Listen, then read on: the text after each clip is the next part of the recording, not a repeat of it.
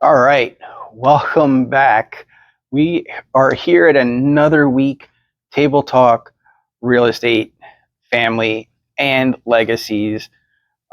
This week we're going to continue the real estate slash family trend, if you will, and we're going to talk about trusts.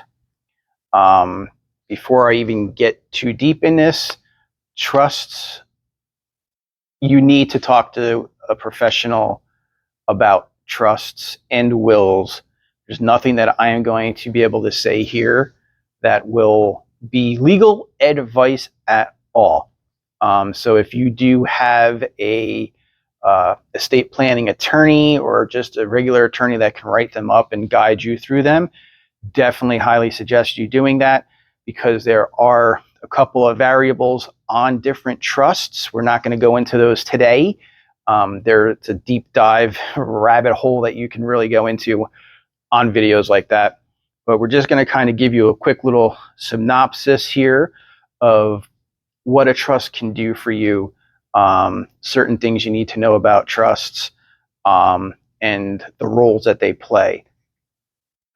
Now, a trust basically holds your assets.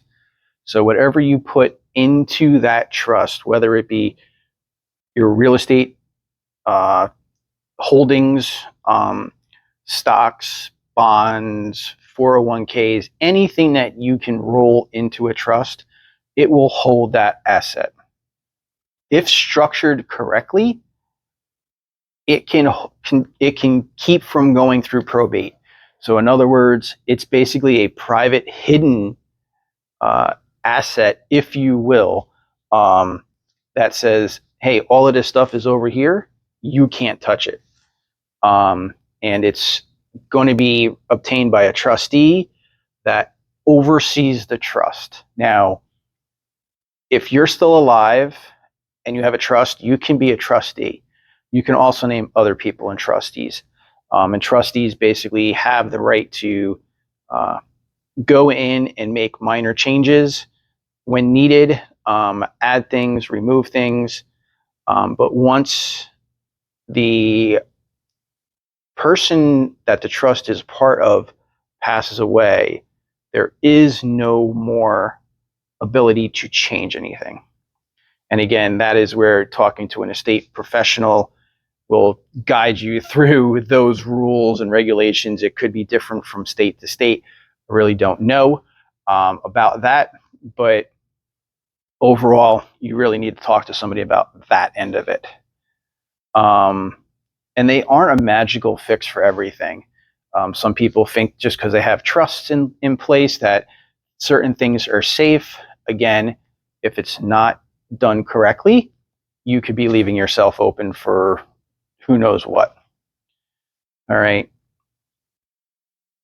Good things about trusts is if they're done correctly, like I said, you can avoid the probate process. All right. It won't cause delays. Everything will be right there written on who gets what goes where, things like that. It can save on legal costs and stress. One thing that I think and has been told to me that gets lost is you have to fund the trust. So just because you create a trust does not mean that it's actually going to work. There are people who create trusts and then don't put anything in them, and it's basically a funded versus an unfunded trust. And when you fund the trust, that is when it is working. Just because you went to an attorney and wrote up trust paperwork does not mean everything you own is inserted into that trust. So you need to make sure that when you do all of that trust paperwork, that you actually put what you want into that trust. All right. For adult children of parents who have trusts, or even yourself if you have trusts, All right. It's important to know where the trust paperwork is. Even if you aren't a trustee on it, you should have some knowledge at least where it is, just in case the trustee is not around for some reason. If they've forgotten where it is or never knew where it was, although they should, um, where it is so you can access it. Now, if you're not a trustee on that trust, you aren't going to be able to access the actual trust, but at least you'll have an idea of where it is, just in case something happened, just in case it wasn't updated, which is another thing that you need to do. Is anytime you have changes, make sure you update it. It could be changes from trustees, it could be changes from what's in it to what's out of it, things like that. It's important to know who the trustees are. So this way you can contact people that you need to contact and say, hey, look, this happened. We need you to do this and this. You know, again, if the initial person that owns the trust is still alive, the trustees will probably wind up talking to them. But if the trustees are, live out of state or aren't familiar with maybe some health issues that have been going on in the family and something happens, they may need to be notified. Know who the you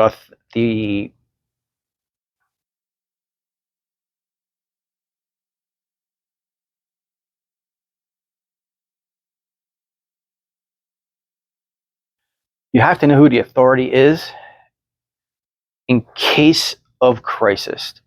So the authority is going to be that person in charge of that trust. Now, there are instances where trusts are written up where you have 2 or 3 trustees, but if one of the trustees or something in that trust happens, it can change who trustees are. It can change whether or not that trust is still, I don't want to say valid, but if that trust is no longer usable, it may rescind it, it may shut it down, it may say, once this happens, this is what's going to be put out. If this happens, then this person will take charge. So there's a lot of nuances within trust that can happen. But that is another quick little overview of how trusts work. Hopefully you got a little bit about that. Trusts are tricky. Trusts really need to be discussed with an estate professional on not so much how they work, but the overall what can be done with them, why they're good, why they're bad for certain situations, how they can help you with avoiding certain things like probate, stress, extra costs. But they have to be done correctly. They have to be reviewed every year, and changes do or do not need to be made. But hopefully, once again, you got something out of this. And if you do have any questions, contact your local estate planner. You can contact me if you don't have one in the Sarasota area, and we can connect you. All right, so look forward to the next video next week. Have a great weekend.